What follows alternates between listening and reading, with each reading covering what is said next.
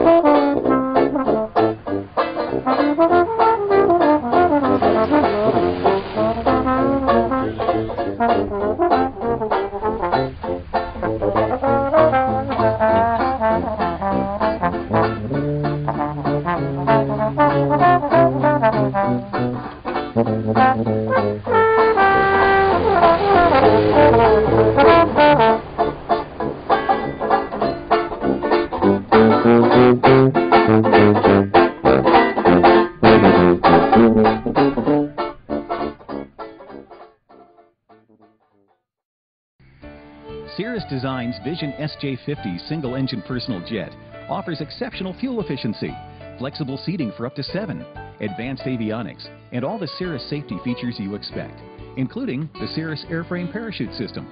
With its detailed design, the Cirrus Vision is technologically advanced, yet engineered to be simple to fly, to allow owner pilots more lifestyle pursuits than any other personal aircraft. Learn more about the Vision SJ50 at cirrusdesign.com. Well, it's kind of amazing. You mentioned in the middle of nowhere. That's part of the reason it's still here. We're really at least 6 miles from the nearest city, and that city is a small town. So that's helped secure its future because their development hasn't encroached on it. So it started out, the first pilot's report of flying in here was in 1938. Got an old guy that used to live in the area. Said he flew in a Waco in 1938, OX-5 powered. It's been here ever since in one form or fashion. It was a crop duster field, a barnstorming field. It was actually a major salvage yard that was known throughout the country. People came from all over for parts. This whole field was covered in salvage aircraft. And that was up through the 80s. In the 80s, it was sold to a lumber mill, and they sold it at auction to the gentleman who owned it before us. And he had retired from the military and the airlines. And he retired on Tuesday, and he told everybody he was going to buy himself an airport and move to the middle of nowhere.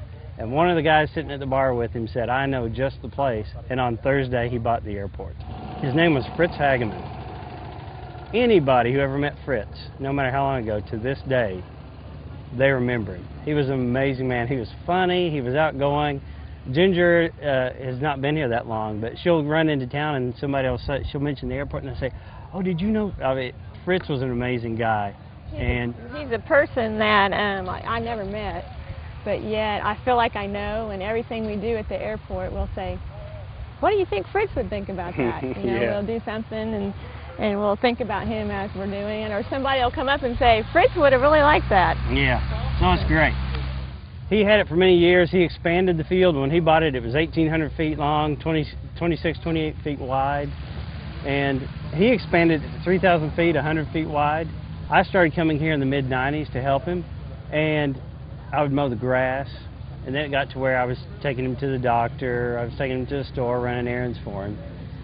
And he said, you know, there was a trailer here on the field. He said, if you'd like to take care of the airport in exchange for quarters, you could live in that trailer for free. So I was hauling freight. It didn't matter where I lived, and I took him up on it.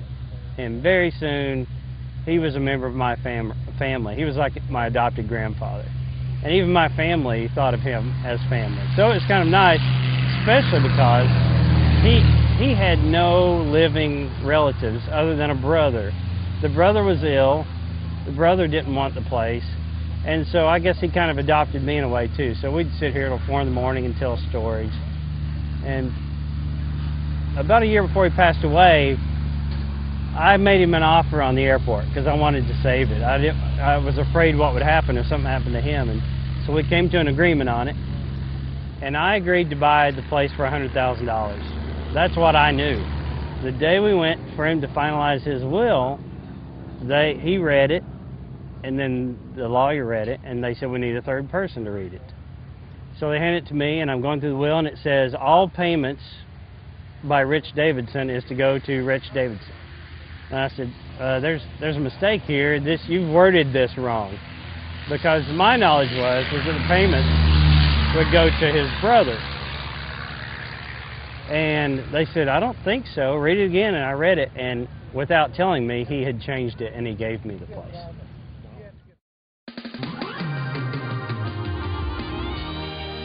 Sunny or cloudy, rainy or bright, day or night, the future of flying is now clearly in sight. Garmin SVT, synthetic vision technology. People do not realize the amount of effort that goes into having even an event like this. There is so much involved. And quite honestly, Ginger's the reason this thing has exploded. Her organizational skills are unbelievable. If you don't have that, it's nearly impossible. Ginger came into the scene in 2001. I met Ginger at a friend's cookout, and we started dating. And the first year that she helped with the fly-in, we hit 100 planes, 100 and it was the greatest day of our lives. All right, and that was mainly because of her organization. And it's just taken off since then. Last year we had 425 planes and around 2,000 people. And 2004 we expanded the runway. We added another 1,000 feet to it, and we doubled the available aircraft parking. And the first year it was open, it was full at the fly-in. And that's where we are today. Today we're having the event every year. We have some smaller ones throughout the year, and we're on a nightly basis trying to figure out what the future holds. 2 days ago, Ginger said, this is the last one. Yeah. With tears coming down her face, I'm never doing this again. And this morning, I don't think she caught that I said it, or that she said it, but she said there was some sign that we didn't have, and she said, next year we'll fix that.